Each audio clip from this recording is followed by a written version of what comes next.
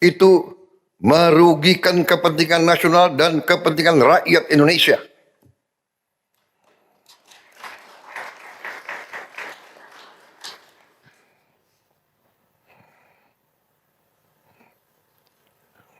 Presiden RI Prabowo Subianto menegaskan moratorium izin tambang dan kehutanan sepanjang 2025 dan menyoroti keterlibatan oknum aparat.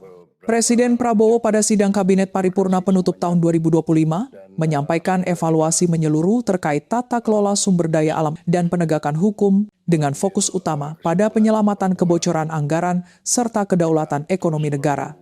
Terdapat beberapa poin krusial yang menjadi sorotan publik dalam arahan Presiden, mulai dari kebijakan pembekuan perizinan hingga peringatan keras terhadap keterlibatan oknum aparat dalam aktivitas ilegal. Instansi yang telah bekerja keras, saya juga.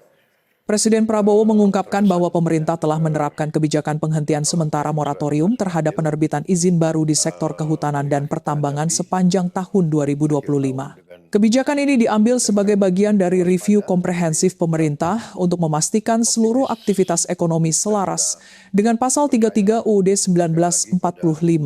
Presiden menegaskan bahwa izin-izin yang ada sedang dikaji ulang agar tidak merugikan kepentingan nasional. Isu penegakan hukum juga menjadi perhatian serius Presiden. Ia secara terbuka mengakui telah menerima laporan mengenai keterlibatan oknum aparat penegak hukum baik dari institusi TNI maupun Polri yang diduga melindungi praktik pertambangan liar dan penyelundupan, khususnya komoditas timah. Terkait hal ini, Presiden menginstruksikan Panglima TNI dan Kapolri untuk mengambil tindakan tegas terhadap personel yang terbukti melanggar hukum dan melindungi aktivitas ilegal yang merugikan ekonomi negara tersebut. Sebagai wujud ketegasan pemerintah dalam menata ulang penguasaan lahan, Presiden Prabowo mengumumkan bahwa negara telah mencabut dan menguasai kembali sekitar 4 juta hektar lahan konsesi yang dinilai tidak produktif atau menyalahi aturan. Presiden menekankan bahwa korporasi memiliki peran penting dalam pembangunan, namun tidak boleh berada di atas negara. Ia memberikan peringatan keras kepada pemegang konsesi yang mengeruk keuntungan di Indonesia, namun tidak merepatriasi pendapatan tersebut ke dalam negeri. Terlalu banyak kegiatan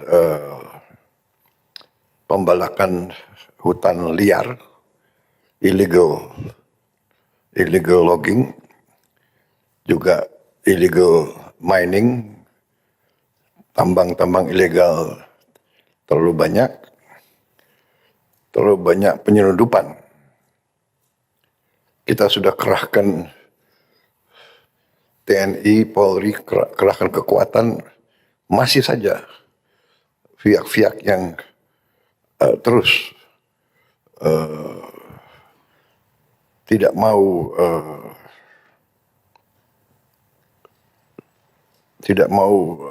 menghormati hukum di Indonesia. Jadi ini mewaspadai kita, ya. Penyelundupan ini mengakibatkan kerugian besar bagi ekonomi kita. Ya. Penyelundupan, contoh dari Bangka, penyelundupan timah yang sudah berjalan cukup lama.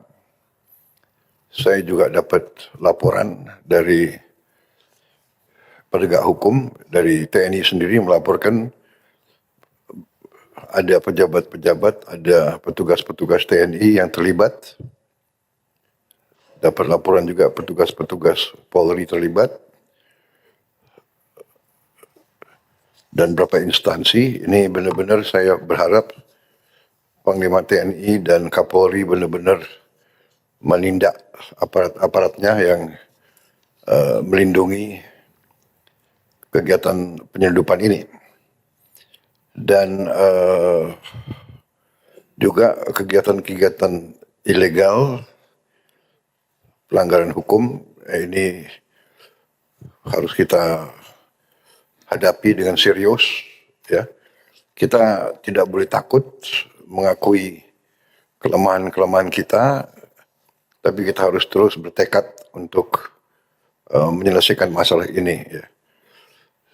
Contoh yang saya katakan, kalau di awal pemerintah kita, di awal bulan-bulan pertama kita tidak melakukan efisiensi penghematan besar-besaran, kita sekarang tidak punya. Ya kita akan punya, tapi kita tidak sekuat sekarang.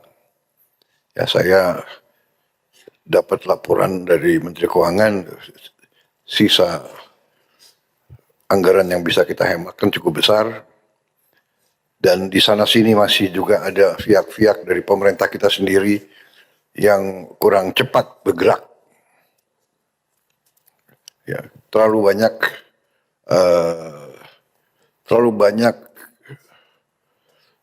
menghamba kepada peraturan. Peraturan dibuat oleh manusia. Kalau peraturan yang tidak menguntungkan bangsa dan rakyat, peraturan itu harus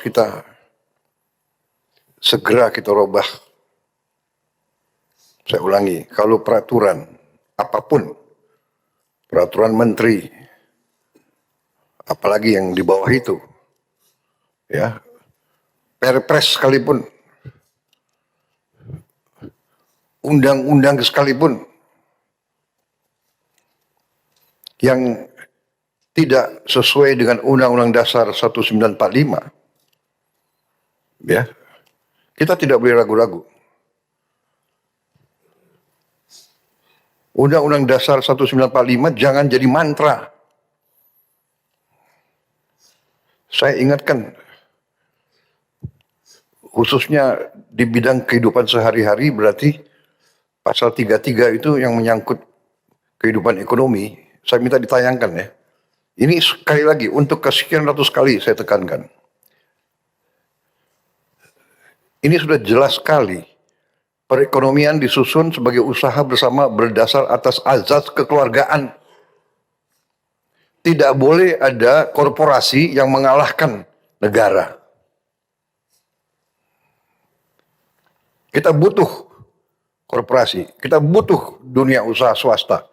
Tapi dia tidak boleh mengatur negara dan mengalahkan negara. Dua, cabang-cabang produksi yang penting bagi negara dan yang menguasai hajat hidup orang banyak dikuasai oleh negara. Bumi dan air dan kekayaan alam yang terkandung di dalamnya dikuasai oleh negara dan dipergunakan untuk sebesar-besar kemakmuran rakyat. 4. Perekonomian nasional diselenggarakan berdasar atas demokrasi ekonomi dengan prinsip kebersamaan, efisiensi berkeadilan, berkelanjutan, berwawasan lingkungan, kemandirian, serta dengan menjaga keseimbangan kemajuan dan kesatuan ekonomi nasional. Yang kelima, ketentuan lebih lanjut mengenai pelaksanaan pas diatur dalam undang-undang. Jadi, sekali lagi, semua peraturan, semua produk-produk hukum yang tidak sesuai dengan pasal 33 ini, kita harus berani, kita tinggalkan dan kita rubah. Haluan kita harus mengacu kepada Undang-Undang 1945 pasal 33. Saya sudah pelajari beberapa konstitusi negara-negara lain. Mereka semua punya semacam ini. Malah lebih keras lagi. Dan mereka yang melaksanakan ini ekonominya benar-benar drastis meningkat. Jadi tadi memang saya tidak terlalu banyak mau bombastis ya. Tapi mungkin perlu diketahui ya, rakyat juga mungkin kita sudah ambil tindakan-tindakan tegas. Pemerintah sudah 4 juta hektar sudah kita kuasai kembali, kita cabut. Dan tahun ini Menteri Kehutanan dan ATR Badan Pertanahan selama tahun ini tidak ada satu pun izin yang dikeluarkan atau diperpanjang. Tidak ada satu pun. Apakah itu HTI, HPH, apakah itu perpanjangan, dan juga Menteri SDM, tidak ada satupun iup dan sebagainya yang dikeluarkan.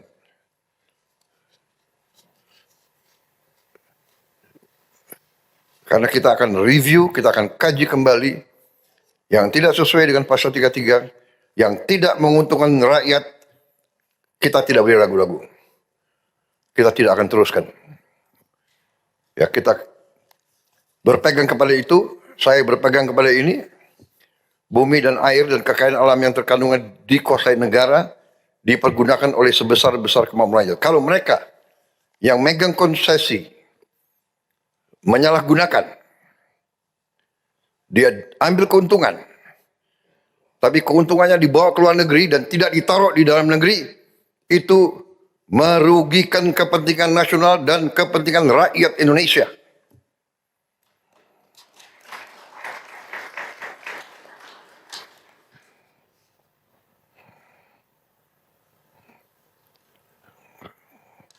Saya anggap itu tidak menghormati negara kesatuan Republik Indonesia.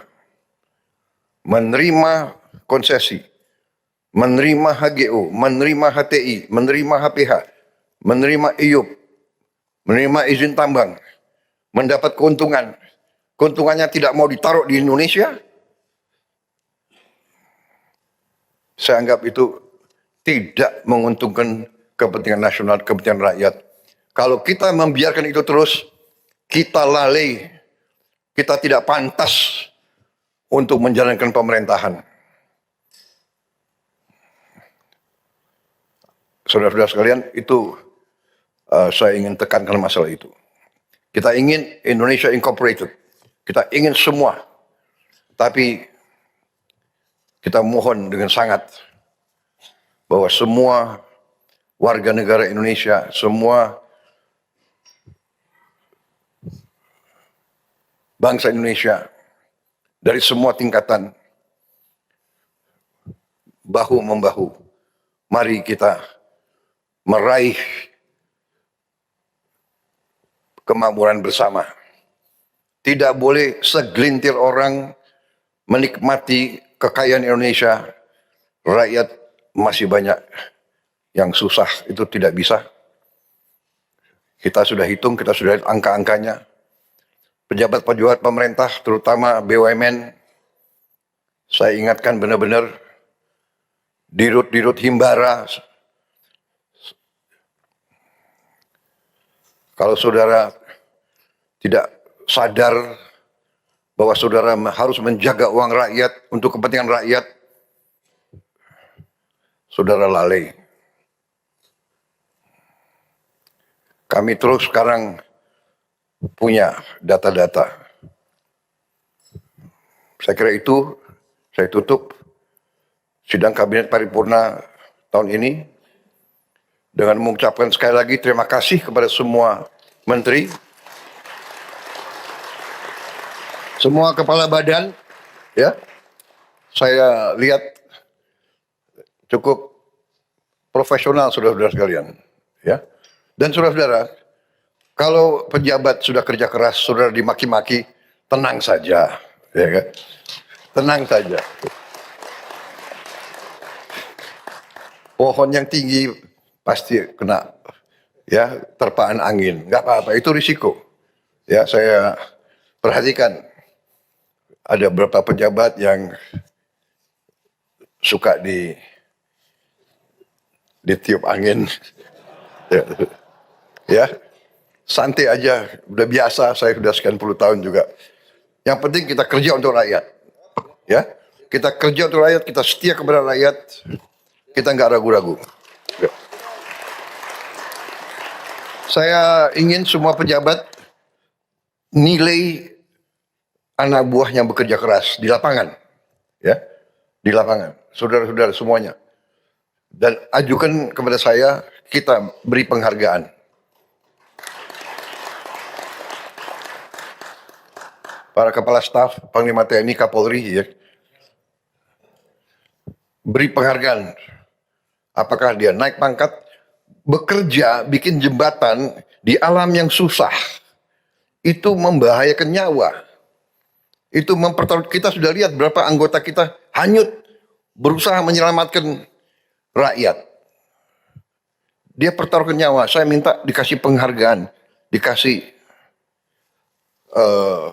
penghargaan yang layak. Tenaga kesehatan, dokter-dokter, ya, petugas-petugas yang di lapangan yang tidak meninggalkan posnya, itu juga harus dikasih penghargaan. Ya. Saya kira itu dari saya. Sampaikan terima kasih saya kepada semua petugas-petugas di lapangan, penghargaan saya, ya, hormat saya kepada mereka.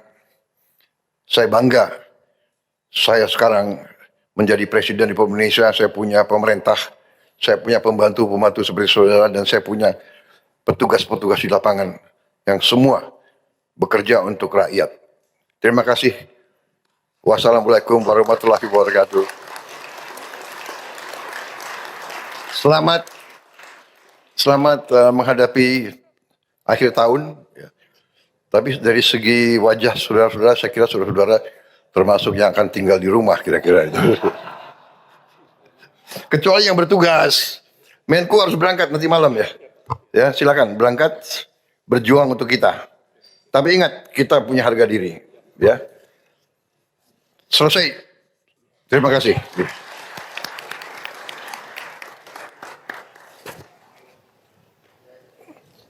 Wah. Pas Menteri Agama. Pas Maghrib. Terima kasih semuanya.